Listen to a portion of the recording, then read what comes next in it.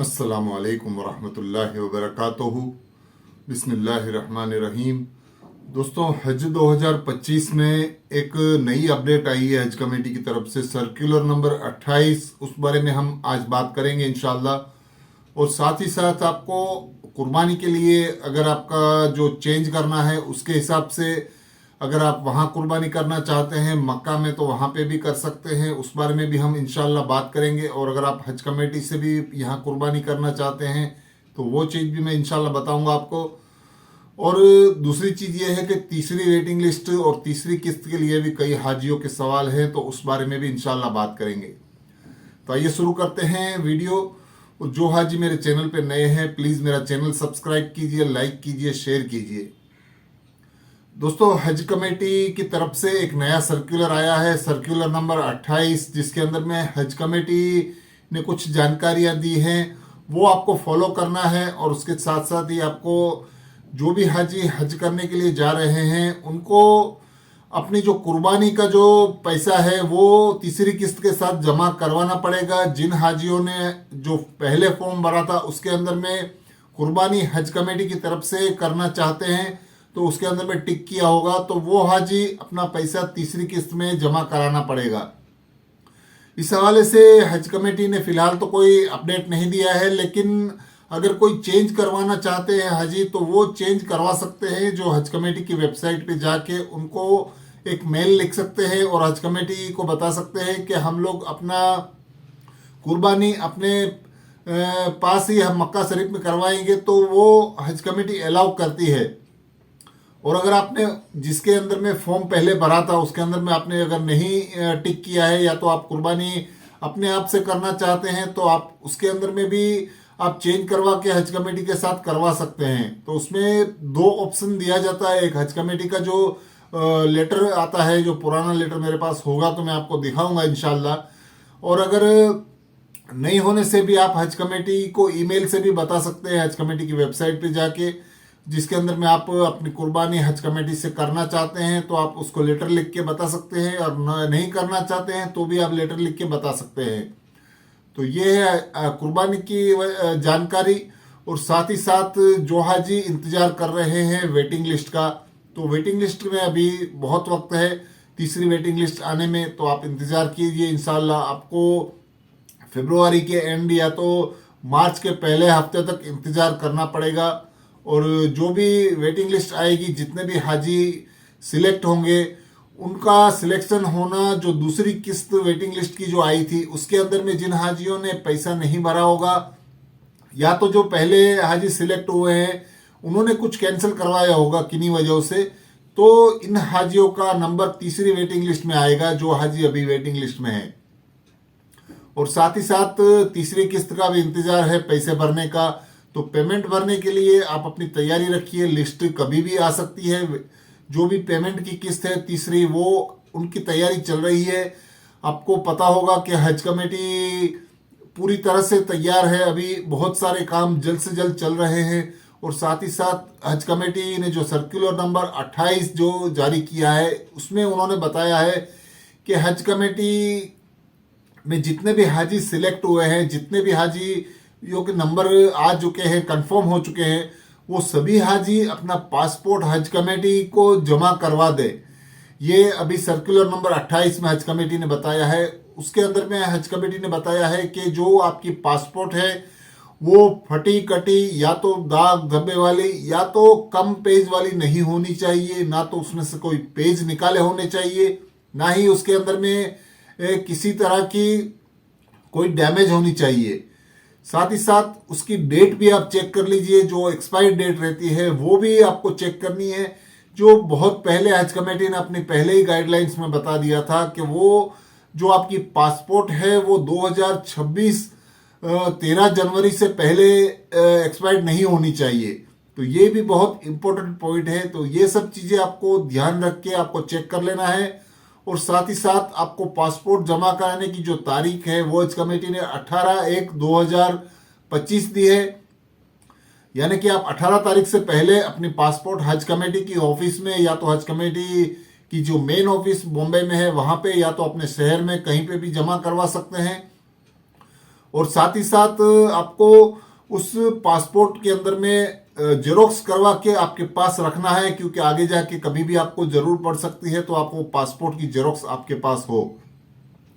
तो ये बहुत ही इंपॉर्टेंट जानकारियां हैं। और हज कमेटी ने जो सर्कुलर नंबर 28 बताया है उसके अंदर में मैं आपको ये वीडियो के माध्यम से बताना चाहता हूं कि आप अपने पासपोर्ट जल्द से जल्द जमा करवा दीजिए हज कमेटी के अंदर, क्योंकि हज कमेटी का अभी काम होगा वीजा के लिए अप्लाई करना, तो वो आगे की प्रोसेस आगे बढ़ेगी।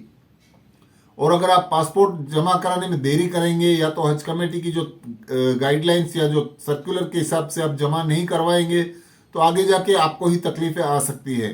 तो जितना हो सके उतना जल्द से जल्द अपना पासपोर्ट जमा कराएं। पासपोर्ट के अंदर में जो मैंने बताया है वो आप खास चेक कर लीजिए। कई हाजियों के कम पेज रहते हैं, उसके लिए भी हज कमेटी को गाइडलाइंस में बताना पड़ रहा है कि आपके कम से कम 2 पेज खाली होने चाहिए, जिसके अंदर में कुछ लिखा हुआ नहीं होनी चाहिए, क्योंकि वहीं पे आपका जो पासपोर्ट रहता है उसके ऊपर स्टैंप लगता है वीजा का। तो ये सब जानकारियां है हज कमेटी की तरफ से सर्कुलर नंबर 28 में। खास हिदायत यह है कि आप डॉक्यूमेंट जितने भी हज कमेटी को जमा करवाते हैं सभी के आप जेरोक्स अपने पास रखिए और उसका एक फाइल बना के रखिए। और आप हज के लिए जा रहे हैं तो आपके साथ में भी वो रखिए, आपके साथी जो जा रहे हैं उनको भी आपका एक फाइल बना के दीजिए। और जो इंडिया में आपके रिश्तेदार हैं, भाई बहन या तो बेटे बेटियां जो भी है, उनको भी एक फाइल आप देकर जाएं। खुदा न खास्ता कभी कुछ जरूर हो जाने से आपको ये काम आ सकती है। तो जितने भी डॉक्यूमेंट्स आप जमा कराते हैं सभी डॉक्यूमेंट्स की आप जेरोक्स निकलवाते रहे। जितनी भी आप पेमेंट स्लिप भर रहे हैं बैंक के अंदर में या तो आप ऑनलाइन, उन सभी पेमेंटों की स्लिपें भी आपके पास रहनी चाहिए, क्योंकि ये बहुत ही इंपॉर्टेंट है। आपको हज कमेटी में भी जब आप हज के लिए जाने वाले होंगे तब आपको हज कमेटी ये जो ओरिजिनल स्लिप पेमेंट की रहती है वो आपको दिखाना पड़ेगा। जब आपको पासपोर्ट वापस मिलता है उस वक्त आपको ये हज कमेटी को दिखाना पड़ता है। तो ऐसी बहुत सारी चीजें हैं जिसके ऊपर आपको ध्यान रखना है। और इंशाल्लाह मैं आशा करता हूं कि आप लोग सभी अपने जो डॉक्यूमेंट्स हैं वो संभाल के रखते होंगे और सभी की जेरोक्स से करवा के फाइलें बनवा के जितने भी हेल्थ सर्टिफिकेट हैं, जितने भी रिपोर्ट्स हैं और जो जो हज कमेटी को आपने अभी तक दिया है उन सभी की जेरोक्स आप निकाल के रखिए। साथ ही साथ हज कमेटी की जो फॉर्म आपने भरा था पहला, उनकी भी जेरोक्स आपके पास होनी चाहिए। और जितने भी डिक्लेरेशन फॉर्म है या तो पासपोर्ट के लिए आपको जो फॉर्म दिए गए थे उन सभी फॉर्मों को आपको जमा करा के अपने पास फाइल में रखना है, क्योंकि ये बहुत ही इंपॉर्टेंट चीज है। और साथ ही साथ मैं एक और चीज बता देता हूं कि हज कमेटी के अंदर में जितने भी हाजी हज करने के लिए जा रहे हैं उनको कैंप जरूर ज्वाइन करना है, क्योंकि हज कमेटी की तरफ से भी काफ़ी इंतजाम रहते हैं।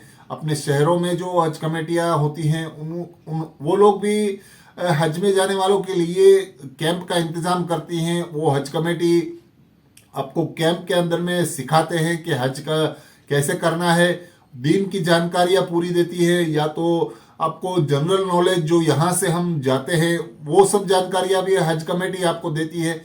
सऊदी अरब में क्या रूल्स हैं, क्या चीज़ें फॉलो करनी है, क्या नहीं करना है, ये सब चीज़ें भी आपको उस कैंप में बताई जाती हैं।